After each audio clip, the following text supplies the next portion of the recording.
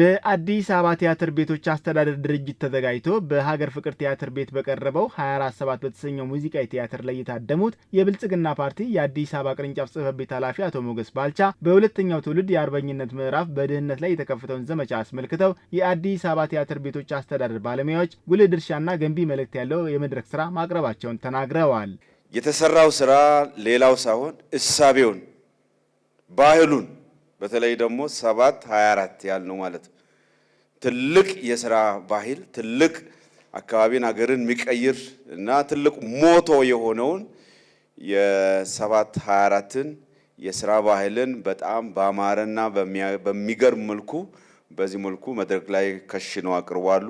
ወንድማማችነት፣ እህትማማችነት፣ ገዢ ትርክት ያልነው የብሔራዊነት አደግስልም የአርበኝነት ምዕራፍ ያልናቸው ጉዳዮቹ ጋር ክነጥበቡ በራሱ የራሱን ፓራሜትር ጠብቆ የተለያዩ ስራዎች እየተሰራ እንዳለ ይታወቃል።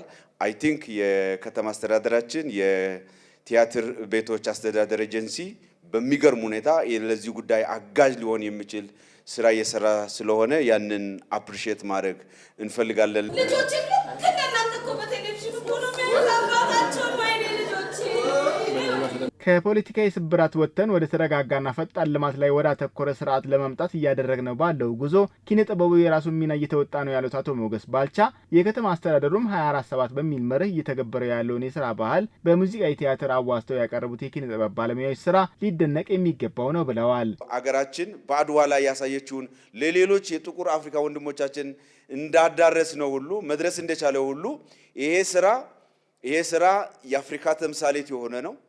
የአፍሪካውያን መሪዎች መጥቶ አይቶ አዲስ አበባ ምን እያሉ እንዳለ እየሰማችሁ ነው። ስለዚህ እንዴት ነው ማስፋት የምንችለው?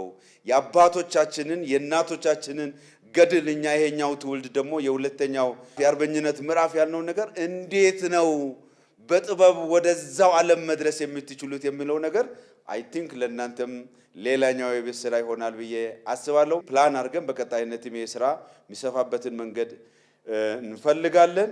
24/7 የተሰኘው ሙዚቃዊ ቲያትር ህዝቡን ከአሮጌ አስተሳሰብ በማውጣት አዲስ አመለካከት በማላበስ ከድህነት እንዲላቀቅ ትልቅ አቅም የሚፈጥር መሆኑን የተናገሩት ደግሞ የአዲስ አበባ ከተማ አስተዳደር ትምህርት ቢሮ ኃላፊ ዶክተር ዘላለም ሙላቱ ናቸው። 7/24 የሚል ርዕስ ያለው የሙዚቃዊ ተውኔት ነው። በዚህ ተውኔት ውስጥ በአጠቃላይ በተለይ ከስራ ባህል ጋር ተያይዞ የአሮጌ ሰው የባህሉ እስረኛ ስለሆነ ከዛ ባህል ተላቆ ከድህነት መውጣት ሊችልበት የሚችለውን አስተሳሰብ እና አመለካከት ግንባታ ላይ ትኩረት ያደረገ የማህበረሰቡንም ግንዛቤ ሊያሳድግ የሚችል ትልቅና ግዙፍ የሆነ ቲያትር ነው የተሰራው።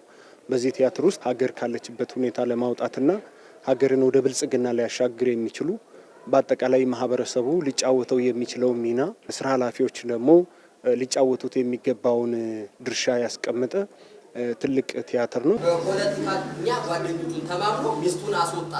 ይሄ ሰላጣ በሮስ ሙዚቃዊ ቲያትሩ የወል ትርክትንና ኢትዮጵያዊነትን አጉልቶ የሚያሳይ በመሆኑ ለሁሉም ማህበረሰብ ተደራሽ የሚሆንበትን መንገድ ለማመቻቸት አቅዶ መስራት ይገባልም ብለዋል። በተለይ ደግሞ የወል ትርክት ላይ የወል እውነት ላይ የሚያተኩር ስለሆነ እንደ ሀገራችን ከየት የት መታለች፣ ወዴት ነው መሄድ የምትችለው እና የምትፈልገው የሚለውን ሁሉ ያስቀመጠ ስለሆነ በዚህ ውስጥ ድራማው ወይም ደግሞ ቲያትሩ ሊጫወት የሚችለው ሚና እጅግ በጣም ትልቅ ከመሆኑ ጋር በተያያዘ ኢትዮጵያዊነትን የሚያገዝፍ እጅግ በጣም የሚያወድስ ለማህበረሰባችንም በሚጣፍጥ በሚገባው ወዝና ስሜት ባለው መልኩ የተሰራ ስለሆነ ለሁሉም ማህበረሰብ ተደራሽ ሊሆንበት የሚችልን ስራ አቅዶ መስራት ያስፈልጋል ማለት ነው።